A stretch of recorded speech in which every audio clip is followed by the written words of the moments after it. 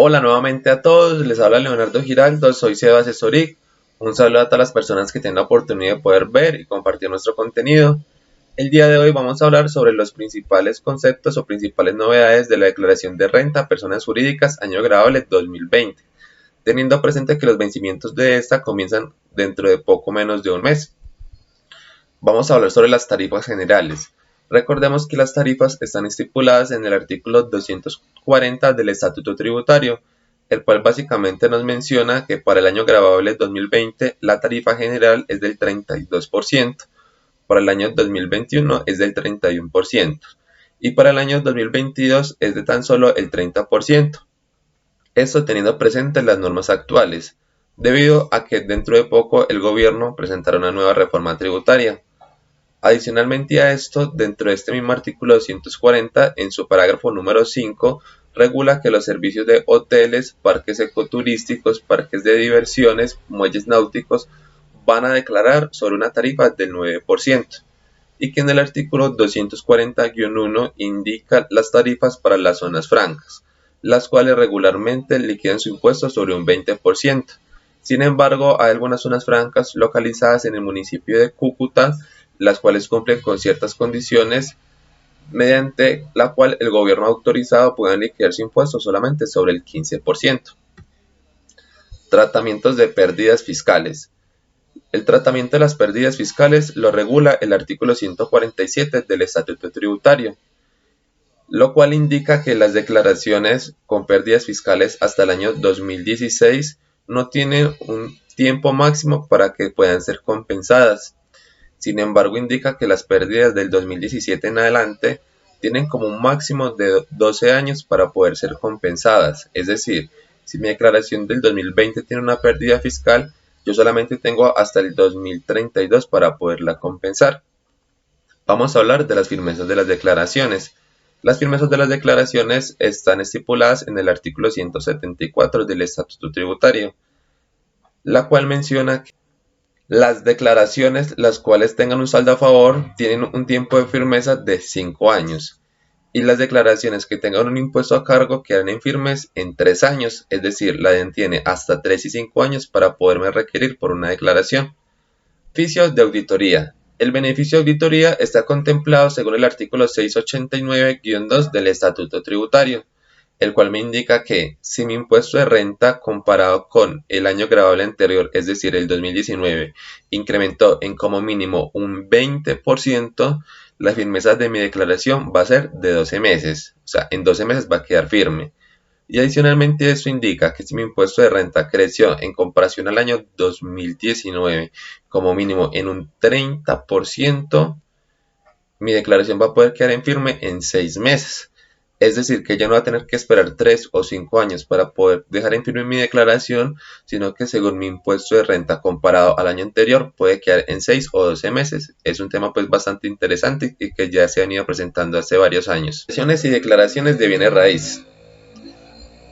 Recordemos que para el tema de las depreciaciones debemos de tener presente si el activo lo adquirimos antes o después del 31 de diciembre del año 2016.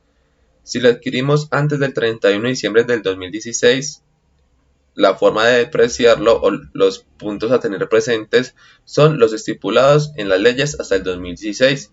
Ejemplo, en este caso, los bienes raíces se depreciaban a 20 años.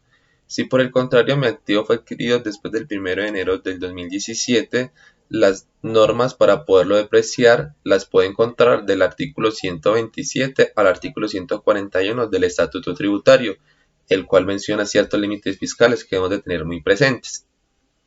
Recordemos que la declaración de bienes raíces la regula el artículo 277 del Estatuto Tributario, el cual nos menciona que el costo fiscal es igual al costo de adquisición más los reajustes fiscales. En este video vamos a explicar que hay algunas entidades que califican como no contribuyentes del impuesto de renta y complementarios. La normatividad la encontramos en el artículo 22 y en el artículo 23 del Estatuto Tributario. ¿Cuál es la diferencia? Las entidades que apliquen o que califiquen para el artículo número 22 son no contribuyentes de renta y complementarios y no declarantes de renta y complementarios, es decir, no deben de presentar la declaración de renta y complementarios. Sin embargo, las entidades que pertenezcan o califiquen al artículo 23 del Estatuto Tributario son no contribuyentes del impuesto de renta y complementarias, pero sí son declarantes del mismo, es decir, deben de presentar la declaración de renta. Acá vamos a tocar un tema bastante importante y es la deducción máxima sin factura electrónica. Esto se encuentra regulado en el artículo 616-1 del Estatuto Tributario, el cual básicamente nos menciona que para el año gradual 2020 la tarifa máxima de deducción de costos y gastos sin factura electrónica es del 30%, para el año 2021 es del 20% y para el año 2022 es de solamente el 10%. Es muy importante exigir la factura electrónica y aparte de ello, recordemos que para junio o mediados de este año ya comienza el tema de la nómina electrónica y el documento equivalente electrónico, conceptos que hemos de ir evaluando debido pues a que traen muchas condiciones para que puedan ser emitidos. Recordemos que hay algunas declaraciones de renta y complementarios o no todas las declaraciones deben de ir firmadas por el contador público, sino solamente por el representante legal. Las declaraciones que deben ser firmadas por contador público son las declaraciones de renta cuyos ingresos brutos o patrimonio bruto sea superior a 100.000 VTs, que son 3.560.700.000 pesos. Estas deben ser firmadas por el contador público. Si, por ejemplo, una declaración de esta se presenta sin firma del contador público, se entenderá como no presentada. Recordemos que debido pues al tema de la pandemia el año pasado, el gobierno nacional creó varios subsidios o varios auxilios, uno de ellos es a la nómina y otro de ellos es a la prima. Estos subsidios fueron regulados por el artículo 639 o decreto 639 modificado por el decreto 677. Es importante que las empresas o los contribuyentes que tuvieron acceso a estos auxilios dados por el gobierno tengan presente que estos auxilios son grabados del impuesto de renta, es decir, deben pagar el impuesto de renta sobre estos dineros percibidos.